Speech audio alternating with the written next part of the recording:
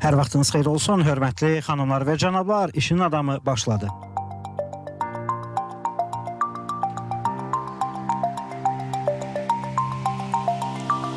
Bugün isə həftənin 5-ci günüdür və bu deməkdir ki, bugün həftəmizin yekun efiridir. Özü də xüsusi bir gündə 2025-ci ilin 4-cü ayının 25-ci günündə. Yəni, Azərbaycan sahibkarları bugün öz gününü qeyd edir və efirimizi həm də sahibkarlar izləyir, dinləyir. Bayramınız mübarək olsun. İşinin adamı. Qeyd etmək istəyirik ki, bugün ölkəmizdə sahibkarlığın qeyd olunması ilə bağlı bir çox tədbirlər keçirilir. Onlardan xüsusilə mən qeyd etmək istərdim, fəxarət hissi ilə bildirim ki, özümün də aparıcısı olduğum Gülüstan Sarayında Azərbaycan Respublikasının İqtisadiyyat Nazirliyinin dəstəyi, Kiçik və Orta Biznesin İnkişaf Agentliyi və Azərbaycan Sahibkarlar Təşkilatları Milli Konfederasiyasının birgə təşkilatçılığı ilə Sahibkarlar Günü qeyd olundu və 2025-ci il Azərbaycan Respublikasında həm də Konstitusiya və Suverenlik ilinə həsr olunub. Ümumi şəkildə bugün tədbirdə həm dövlət rəsmiləri, həm də ki, iş adamları iştirak etdilər. Yetəri qədər Azərbaycan sahibkarlığına inanıram ki, növbəti dəstək mexanizmləri də məhz həmin tədbirdən sonra öz əksini tapacaq. Biz isə efirimizdəyik və həftədə ən azı 5 nəfər, ən çox 10 nəfər efirimizdə qonaq olur. Bugün də istisna deyil, bugün də qonaqlarımız var, maraqlı iş adamlarıyla, işinin adamlarıyla həm söhbət olacağıq. İşinin adamı studiyadadır. Bəli, işin adamı studiyadadır. Gəlin işin adamı ilə sizi tanış edim. Söhbət Vüqar Cəfərovdan gedir. Yığım Payment System şirkətinin həm təsisçisi və direktoru. Xoş gəlib bizim işinin adamı. Vüqar bəy, xoş gəlmisiniz. Salam aleyküm. Kamran bəy, çox sağ olun dəvət üçün. Dinləyiciləri də, izləyiciləri də salamlayıram. Bu cür gözəl gündə, vacib gündə, sahibkarlıq gündə məni dəvət etdiyiniz üçün sizə ayrıca təşəkkür edirəm. Biz təşəkkür edirik iştirakınıza görə və sizi görməyə çox xoşdur. Vüqar müəllim, şirkətinizin adına baxanda müxtəlif assosiasiyalar yarana bilər. Görəsən bu şirkət nə işlə məşğuldur? Amma bəlkə də 5 nəfər 5 variant deyəsi olsaq, düzgün variantı ya sonda 4-də 5-də tapmaq olar. Zəhmət olmasa, fəxr olması Azərbaycan şirkətlərindən birisiz. Nə işlə məşğulsuz? Adından göründüyü kimi biz yığırıq, pul yığırıq şirkətlər üçün. Biz özümüzü o qədər çox reklam etmirik, çünki bizim müştərilərimiz şirkətlərdir. Biz şirkətlər üçün onu fəaliyyəti göstəririk. Amma hər birimiz gündəlik bizim verdiyimiz xidmətdən yararlanırıq. Bazarda bütün çatdırılma şirkətləridir, həm yerli, həm xarici, Volt'dir, Bolt'dur, bütün taksi şirkətləridir, Uber'dir, Yango'dur, 189 taksidir və digərləri. Bütün ödənişlər bizim sistem üzərindən gedir. Skuterlardır, Wing skuterlardır, Bolt'un skuterlarıdır, ondan başqa elektrik charge stansiyalardır, hansı ki maşınlar doldurmaq üçün istifadə olunur. Restoranlarda charge stansiyaları, otellərdir, tur şirkətlərdir, rent-a-carlardır, məktəblərdir, universitetlərdir. Yəni 300-dən çox şirkət bizim müştəridir və onların arasında demək olar hamısı tanınmış şirkətlərdir. Elan saytlarıdır, Tapaz, Turbaz, Binaz, hamımızın istifadə elədiyi və digər elanlar saytları. Yəni siz oradan ödəniş elədiyiniz zaman həmin xidməti biz təmin edirik. Aydın məsələdir ki, bizim dinləyicilər indi əminəm ki, sükan arxasında olanlar da çoxdur. Maşında əyləşənlər də çoxdur. Onlar bu dəqiqə bizim xidmətdən ödəniş edəcəklər. Amma heç vaxt düşünməyiblər ki, bu xidmət necə çalışır. Çünki bizim üçün adi bir şeydir. Biz gündəlik istifadə edirik xidmətlərdən, məhsullar alırıq və s. Amma fikirləşmirik bu barədə. Amma mən hesab edirəm ki, Azərbaycanda çoxlu maraqlı sahələr var, çoxlu maraqlı sahibkarlar var. Özündə bir çoxsu ilə tanış olanda təəccüblənirəm ki, bu cür gözəl bizneslər var. Onları yaxşı, belə deyim, təşviq etmək lazımdır ki, insanlar bu haqda bilsinlər. Özümüzü də fəxr olunması bir şirkət hesab eləyirik. Nəyə görə? Çünki biz göstərdiyimiz xidmət, yəni fərz eləyin ki, xarici bir şirkət niyə Azərbaycanda gəlib hər hansı bir bankla yox, hansısa yerli MMC ilə çalışsın, həmən xidmətləri onlardan alsın. Deməli, burada doğrudan nəsə güclü bir arxada iş görülüb. Və biz fəxr eləyirik ki, biz çox innovativik bazarda. Misal üçün, əgər siz online Apple Pay və Google Pay ödənişi eləmişsinizsə son 2 il yarım ərzində o bütün ödənişlər bizdən keçib, biz onu bazara gətirmişik onlayn üçün. Bir var marketdə ödəniş edirsiniz, bir var onlayn. Nə ödəniş edirsiniz bizdən keçir. İndi 2 il yarım Kassa aparatının ödəniş də onlayn sayılır, yoxsa Yox, yalnız onlayn- tətbiq üzərindən? Ancaq veb-sayt və mobil tətbiq üzərindən olan ödənişlərdən söhbət gedir. Hardakı kart təması yoxdur. Kart təması bəli olub bizdən qabaq, marketlərdə ödəniş etmək mümkün olub, amma onlayn ödəniş onu Azərbaycana biz gətirmişik və biz daima çalışırıq ki, həmişə innovativ olaq, yenilikləri gətirək. Təzəlikcə American Express-i bazara buraxdıq. Yəni bu beynəlxalq bankda var idi, post terminallarda. Aha. Biz o imkan yaratdıq ki, artıq onlaynda ölkəyə gələn qonaqlardır, hansı ki otelləri booking eləyir, artıq bir çox otellərə bu funksiyanı qoşmuşuq, rent-a-carlardır, bir hamıya bu funksiyanı veririk. Yəni bilməyənlər üçün deyim ki, American Express, Visa və Mastercard kimi beynəlxalq bir ödəniş sistemidir. Onlar da banklara öz kartların bazara buraxmaq imkanı verir və bu uzun müddət idi ki, çətinlik yaranırdı Azərbaycanda. Misal üçün yadınızdadırsa, Azərkosmosun böyük bir tədbiri var idi. Bir il bundan qabaq və 6000-dən çox delegat gəlmişdi bütün dünyadan. Onların arasında misal üçün Amerikadan, İngiltərədən gələn qonaqların bir qismi əziyyət çəkdi. Misal üçün oranın ödənişlərini də biz qəbul eləmişdik bu ara. Deməli 90% ödənişlər bizim üzərimizdən keçmişdi. Ora həm Google Pay, Apple Pay vermişdi, amma Amex-i çatdırmamışdıq və NASA-dan 30 nəfər American Express-lə ödəmək istəyirdi, ödəyə bilmədilər. Axırda Apple Pay ilə ödədilər, gəldilər. Yəni biz bu məsələni də artıq həll O edirik. kulisdə olan problemlər heç birinə xəbərimiz yoxdur. Yəni bu arxada baş verən bir prosesdə orada çox böyük bir iş gördük. Təşəkkürnamə aldıq Azərkosmosdan ki, peşəkarcasına olaraq xidmət göstərdi.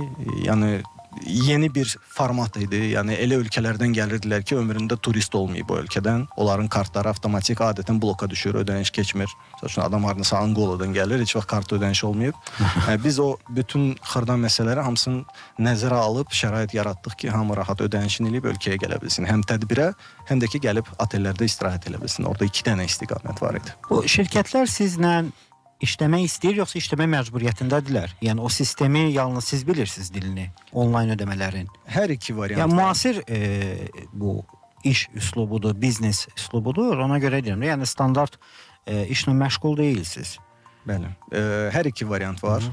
Əgər şirkət fəaliyyətini yaxşı bilirsə, o özü bilir ki, onlara yığım lazımdır.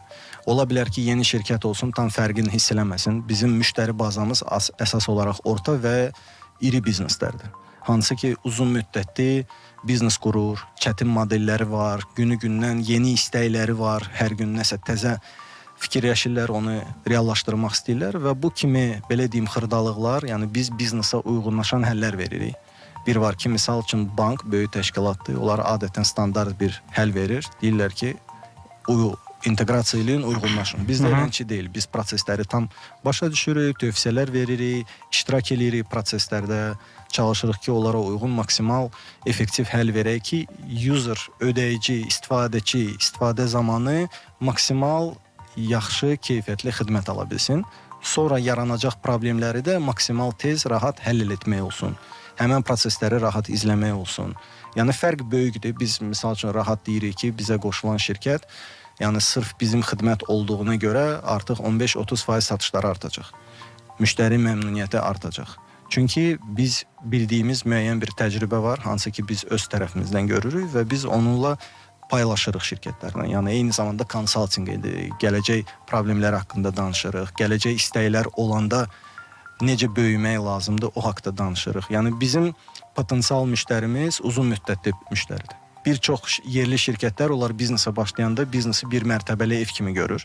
Bilmir ki, sabah bu 16 mərtəbə ola bilər. Biz onlara başa salırıq ki, siz indidən düzgün başlamalısınız ki, sabah növbəti mərtəbələri tikmək istəyəndə sizdə heç nə dağılmasın, çətinlik yaranmasın. Təməldiz olsun. Bəli, çünki böyümək çətindir. Yəni işə başlayanda nəsə edirsən, amma sonra onun genişləndirmə problemləri olur. Onu gərək əvvəlcədən düzgün sazlayasan. Hər mərtəbənin öz çətinliyi var. Çox maraqlı həm söhbətimiz və həm söhbətlərimiz var deyərdim. Çünki birazdan digər qonağımız da bizimlə birlikdə olacaq, amma hələ ki Vüqar müəllimlə söhbətimiz davam edir.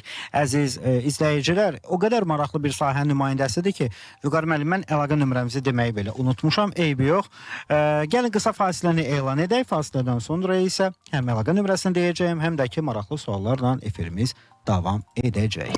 Marsol Qrup, İş Adamları Cəmiyyətinin Milli Assosiasiyası və Kənaz Media Qrupun təşkilatçılığı ilə işinin adamını dinləyirsiniz. İşinin adamı davam edir. Bəli, hörmətli dostlar, işin adamı davam edir. 099 6 907 907 nömrəsi ilə əlaqə saxlaya bilərsiniz. Zəng və WhatsApp nömrəmiz 099 6 907 907. Hər kəs eşitdi, həm zəng, həm də ki WhatsApp nömrəmiz eynidir. Sualınızı hər iki variantda ünvanlaya bilərsiniz. Biz isə davam edək. İşinin adamı bugün Vüqar Cəfərovdur. Yığın Payment System şirkətinin həm təsisçisi və direktorudur. Vüqar müəllim, üzr istəyirəm. Bir ənənəmiz var. Yeni qoşulanları nəzərə alaraq efirdə qısa fasilədən qaydanda çox qısa şirkət haqqında məlumat yenidən sizdən istəyirik. Sonra suallarımızdan davam edəcəyik. Buyurun. Okay, 2017-ci ildən fəaliyyət göstəririk. Şirkətlər üçün pulları toplayırıq. Söhbət gedir onlayn ödənişlər, mobil tədbirlərdən və nağd şəkildə olan ödənişlərdən. Nağd şəkildə olan ödənişlər bir çox ödəniş sistemlərinə biz inteqrasiyamız var. Xidməti ora çıxardırıq, oradan ödənişləri qəbul edirik. Sayt və mobil tətbiqdə olan ödənişləri birbaşa özümüz emal edirik, özümüz qəbul edirik və istənilən banka müştərinin hesabına göndəririk. Bugünkü efirdə şirkətinizin fəaliyyəti, ümumiyyətlə sizin özünüzün mütəxəssis olduğunuz sahədə xahişim var ki, texniki detallardan daha çox maarifləndirmə üzərindən aparaq. Gəlin etiraf edək də, yəni cəmiyyətdə bir o qədər də hamının bildiyi sahə deyil. Ümumiyyətlə Azərbaycan biznes mühitinə yeni iş üslubu gətirmişsiniz. 2017, okey, gözəl, amma elə də belə də uzun illər deyil bu. Gənc bir şirkətsiz. Azərbaycanda sizin işinizə, sizin biznesinizə, çünki biznesdə hamı bir-birlə bağlıdır axı. Özəl dövlətə, dövlət özələ, ümumi şəkildə baxsaq, nə qədər sizin kimi şirkətlərə infrastruktur əlverişli şəraitdədir? Müsbət tərəfləri də var, mənfi tərəfləri də var. Birinci müsbətdən başlayaq. Gəlin müsbətdən başlayaq. Müsbət odur ki, yəni bizim ölkədə hal-hazırda istənilən adam biznesə rahat başlaya bilər. Aha. Yəni həm şirkət açmaq çox asandır, həm belə deyim də istənilən biznesə başlamaq çox asandır. Bu da müsbət rəydir. O ki qaldı onun sonrasına orada müəyyən çətinliklər var. Nə mənada? Bizim struktur, bizim bazar ümumiyyətlə düşüncə tərzi şirkətlərin tez böyüməsi üçün hazır deyil. O günləri çox maraqlı bir verilişə baxdım. Bir Amerikalıdan soruşdular ki, necə olur ki, Amerikadan bu qədər çoxlu məşhur şirkətlər var. Halbuki misal üçün kofeni götürək, kofenin məskəni başqa yerdir. Nə bilim, fast food'u götürək, o falan yerdir. Amma bütün bu tanınmış şirkətlər niyə görürsə Amerikadan gəlir. O öz düşüncəsindir. Aydın məsələdir ki, alıcılıq qüvvəsi Amerikada yüksəkdir. Əhali çoxdur. Əhali çoxdur, amma əsas faktor kimi qeyd elədi ki, deməli orada sahibkarlar bir çox problemlər haqqında ümumiyyətlə düşünmürlər və kəsişmirlər o problemləri. Niyə? Uzun illərdir artıq o sistemlər orada işləyir ona görə, yoxsa? Deməzdim. Sadəcə kimsə oturub, bunun üzərində yaxşı çalışıb, bazarı elə tənzimləyib ki, sahibkarlar çox tez böyüyə bilsinlər. Aha. Və adi misal deyim də, şirkətin açılmasıdır, sahibkar o haqda fikirləşmir. Hansısa bir şirkət aşağı bir çox, belə deyim də, çox ucuz bir qiymətlə onun dəstəyini aparır. Yəni kimsə vergisini ödəyir, marketinq hazır şirkətləri var ki, konveyerdə çox professionaldır. Yəni öz məhsulunu həllivi verirsən, onlar səni çox tez reklam eləyir. Yaxşı konsultantlardır, hansı ki görəndə ki, yaxşı şirkət var, dəstək olur, başa salır ki, necə tez artmaq olar. Yəni bazar tam hazırlıqlıdır. Bizdə isə əksinə müqavimət görürük və nə qədər çox artırıqsa, hələ daşlar yerinə oturmayıb. Ənənəvi biznesdə okeydir hər şey. Amma indi yeni biznes növlərinə heç deməzdim ki, ənənəvidə də okeydir. Orada da okey deyil. bizdə dövlət və biznes hələ o qədər yaxın deyil. Hələ indicə bir-biri ilə tanış olur. Hələ bizim nümunəni götürmək olar. Keçən illəri lisenziya aldıq. Yəni yaxşı bir halda sevinirik, amma çoxlu enerjimiz getdi. Müsbət tərəf odur ki, bir çox proseslərimizi sazlamağa başladıq. Hansına ki vaxtımız çatmırdı. Çünki həmişə müştəriyə nə lazım idisə ona fokuslanırdıq. Planımızda var idi, amma indi məcbur olduq qısa zaman ərzində bir çox təkmilləşdirmə işlərini aparaq. Və soruşan olmadı ki, biz sizin biznesə mane olmuruq. Bax, sizdən onu tələb eləyirik, bunu tələb eləyirik, onu tələb eləyirik. Bu necə sizin biznesə təsir edəcək? Yəni bu heç kimi maraqlandırmadı. Yəni sürətinə, işin sürətinə. Bəli, çünki məsəl üçün hər bir hesabatı hazırlamaq üçün indi hal-hazırda belə aylıq hesabatlar bizim bir çoxlu resursumuz gedir. Bir var, məsəl üçün həmən hesabatları bank göndərir, hansın ki 1000 dənə əməkdaşı var. Bir var ki 30 dənə əməkdaşı olan bir şirkət eləyir. Bir 3 nəfər, 5 nəfər ona məşğul olanda bu şirkətin artımına xeyli təsir edən bir prosesdir. Müştərilərin işi yarımçıq. Ona görə biz istərdik ki, məsəl üçün həmən qurumlar hansı ki sahibkarlarla təmasdadır, onların prioritetlərindən biri təkcə regulyasiya olmasın, eyni zamanda biznesin artımı olsun. Yəni o da onların bir belə deyim də keyfiyyət göstəricilərindən biri olsun ki, ona görə bonus alsınlar ki, kurasiya olduğu şirkətlər artım oldu, onlar da bir bonus alsın, təkcə regulyasiyaya görə yox. Onda onların da marağı olacaq ki, həmən şirkətlər daha çox böyüsün, onlara dəstək olsun və s. Yəni biraz burada strateji işlər tələb olunur. Başa düşürəm ki, bazar yenidir, bunlar hamısı olacaq, çünki biz sürətlə inkişaf edirik. Sadəcə biz qorxmadan çətinliklər, problemlərdən danışmağı bacarmalıyıq. İndi qorxuruq. Bax, açıq sizə deyim, bir çox şirkətlə danışırıq. Misal üçün, nəsə onlara mənfi təsir edir bizneslərinə. Qorxularından demirlər, biz də demirik, qorxuruq. Bax, mən indi danışıram da, məsəl üçün, amma hamı qorxur. Nəyə görə deyərik, sonra nəsə bizi sıxarlar. Amma əslində belə deyil. Əksinə demək lazımdır ki, hər iki tərəf bir-birini eşitsin. Çünki, misal üçün, dövlət öz dilində danışır, biz öz dilimizdə. Biz gərək bir-birimizlə kommunikasiyada olaq, hər birimizi eşidək. Yəni, bu kommunikasiya məsələsi var. Baxın, uzağa getməyək. Yəni, bu şişirilmiş cümlə deyil, gəlişi gözəl cümlə deyil. Yəni, təbiidir. İndi mən də cəmaatı qınamıram, amma qorxur demişkən, okey. Bizim də aparıcıların çoxu qorxur ki, elə hamını tərifləsəm yaxşı olar. Açığı deyim, biz indi bizim efirimiz Marsol qrupla icma ilə birlikdə ərsəyə gəlir. Onlar birlikdə biz bu proqramı yaradırıq.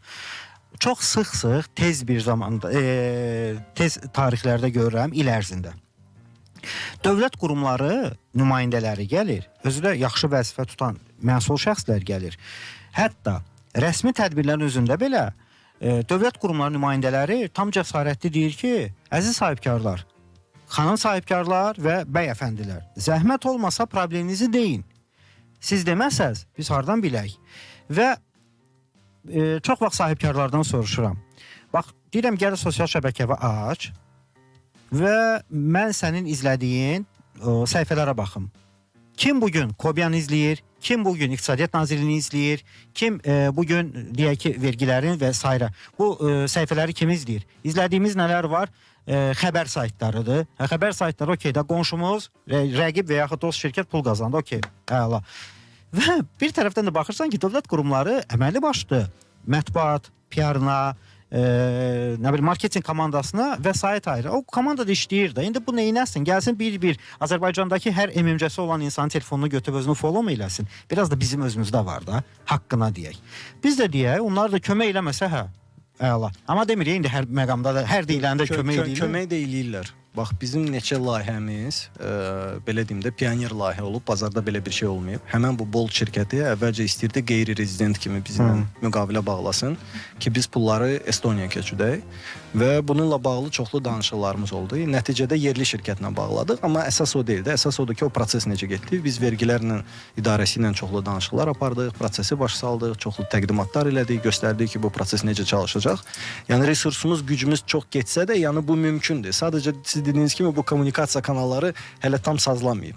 Yəni güc, resurs çox gedir. Amma artıq yəni bu mümkündür. İstənilən, məsəl üçün mərkəzi bankdır. Biz istənilən fikri onlara deyirik ki, bu sahəni dəyişmək olar, onu dəyişmək olar. İndi haçan çatdırıb onları hamısını reallaşdıracaq. Aydın məsələdir ki, hər şey birdən eləmək olmur.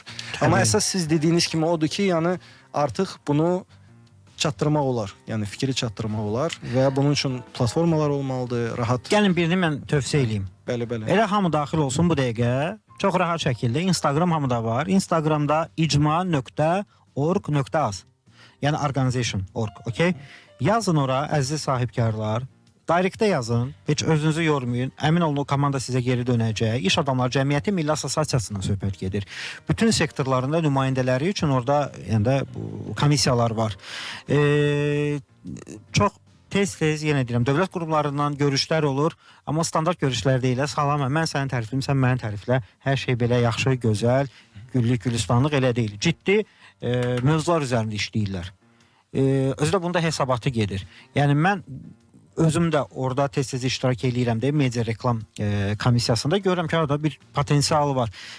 Sadə problemdən tut, ciddi problemlərə qədər bir həll yolları təqdim olunur və sən də bunun üçün bir də hesabat verirsən.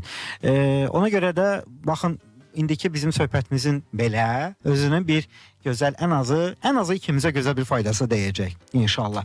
Hörmətli izləyicilər və dinləyicilər, mən nəyə əsasən izləyici deyirəm? Çünki bizi indi bu dəqiqə canlı Yurd FM-də web səhifəsində izləyirlər. TikTokda İşin Adamı səhifəsində də izləyirlər. Sonra 2 gün sonra bütün sosial şəbəkələrdə bizi, salam olsun, izləmə imkanına sahibdir hər kəs. Mənim daha bir sualım olacaq. Siz bu şirkəti quranda ideya hardan gəldi? Hansı ölkə modelidir bu? Və yaxud ən çox hansı ölkədə məşhurdur? Amerikan çıxaq da biraz oradan. Belə deyim də, bizim şirkət bir neçə şirkətin miksidir, qarışığıdır. Yəni, misal üçün, məşhur Amerika şirkəti var, Stripe. Avropada Adyen var. Yəni, şirkətimizin bir ismi ona bənzəyir. Digər tərəfdən, misal üçün, müəyyən bir aqreqator xidmətimiz var. Hansı ki, xidmətləri götürüb paylamaq, o standart bir şeydir. Belə güclü bir inovativ həll olmasa da bazar üçün çox tələbatlı idi. Yəni hər bir biznesi yaratmaq üçün problemləri görmək lazımdır. Mən hardasa cavanlarla ünsiyyətdə olanda, təlim olanda həmişə onlara örgədirəm düşüncə tərzi. Yəni biz hər şeyi normal qəbul edirik. Mən işıq forları çox vaxt nümunə gətirirəm. Yəni insanlar işıq fora yaxınlaşanda gözləyir ki, yaşıl yansın, keçsin. Qırmızı olanda dayanır, amma heç vaxt fikirləşmir ki, bu doğrudur yoxsa doğru deyil. Bəlkə yaxşı model deyil, bəlkə maşın yoxdursa keçmək lazımdır. Yəni kritik yanaşma, düşüncə tərzi olmalıdır ki, bu problemi görəsən və baxasan ki, sən bu problemin həllində nəsə edə bilərsənmi? Əgər sən hər hansı bir problemi görüb onun həllini həyata keçidə bilirsənsə, deməli bunu biznesə çevirə bilərsən. Mən də bu problemləri görürdüm.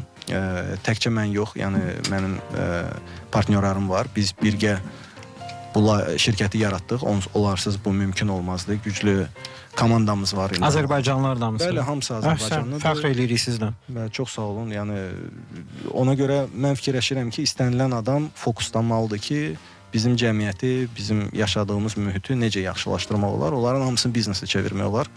Mən belə deyim də, hər gün rastlaşıram gündə problemlərlə. Yəni gerçəkdən çox bir şey var ki, onu yaxşılaşdırmaq olar. Və çox fikirləşmək də lazımdır. Nəyə görə? Çünki problemi görəndən sonra digər bazarlarda buna oxşar bizneslər var. Onlardan təcrübəsini toplayıb bizim bazarda adaptasiya edib tətbiq etmək mümkündür. Allah. Vaxt çox sürətdən gəldi, keçdi Vüqar müəllim. Və bu da təbiidir, çünki elə bir sahənin nümayəndəsisiniz ki, orada biz saatlarla, yəni oturub danışanda siz aylarla təlim keçirsiniz də bu sahədə. İnanıram ki, amma tamaşaçıların, dinləyicilərin də marağına səbəb olacaq və biz sizi yaxın gələcəkdə yenidən bu studiyada gözləyəcəyik. Problem olmaz.